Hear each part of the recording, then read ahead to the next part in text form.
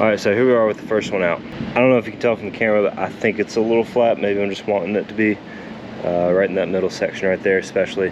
Now that this one's out, I'm gonna throw the new one in, and then I'll kind of record the other side to show the best way to get it out and get it in. All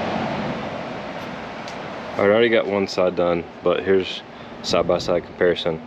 Putting on a 4-leaf compared to the stock 3-leaf that I've had on for the entire life of the truck. The truck's got almost 300,000 miles on it, and it's an 07. So this is with the new one on, sitting at about 10-inch gap between the wheel and the fender compared to 8 inches original. Probably not the best angle for the camera, but you can see these are pretty flat. They've even got some negative bow in them when it's sitting without anything in the bed. And here's the new side over here. These and the new U-bolts are both from Husky, but I'll put the part numbers and everything. I'm probably going to end up replacing these right here. These are not as long as I thought they were going to be. And as you can see, the threads don't even make it all the way through these bolts. I'm definitely going to order another pair of those. The basic order kind of operations here is jack up the frame as high as you can get it, and then come back here and disconnect the shock from the lower mount right here. And then after that, basically just let the axle drop far enough that it separates from right here.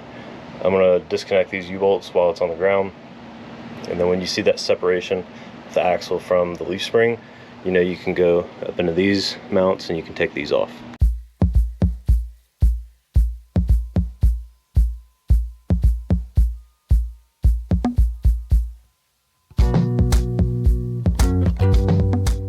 All right, so at this point, we got the shock free. Got a little bit of a gap between the leaf spring and the axle. Like I said, it's just getting that bolt out.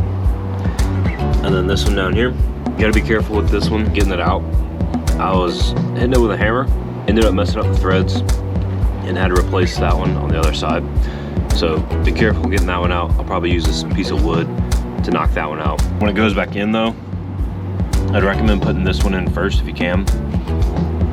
It gets a little bit tough based on where the axle's sitting. You might have to kind of basically drag it forward a little bit, but this one was a little bit tough. And the reason to put that one in before this one is because you can move these mounts. So those two sides of the bracket right there, you can move those forward and back if you need to.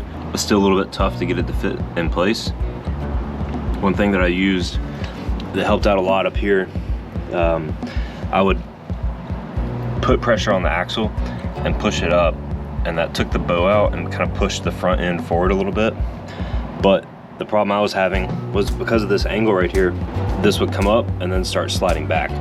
What I did was I stuck a piece of a 1x4 kind of split in half down into there, and I hammered it in to keep it from moving up, and then consequently keeping it from moving back. And then as I jacked up here, its only way to go is to push it forward kind of along that 1x4 and get it lined up here. So pieces of wood, you may see me stick those in if I need to. Those seem to help out a little bit, just to basically give some leverage, because it's hard to move this big thing with a pry bar or a screwdriver or anything. So to kind of block it in is the best method that I found to do it.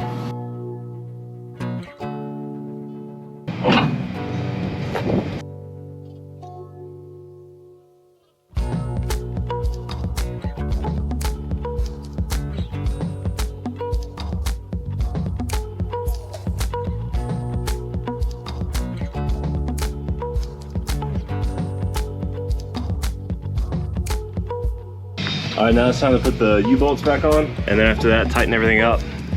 We'll be done.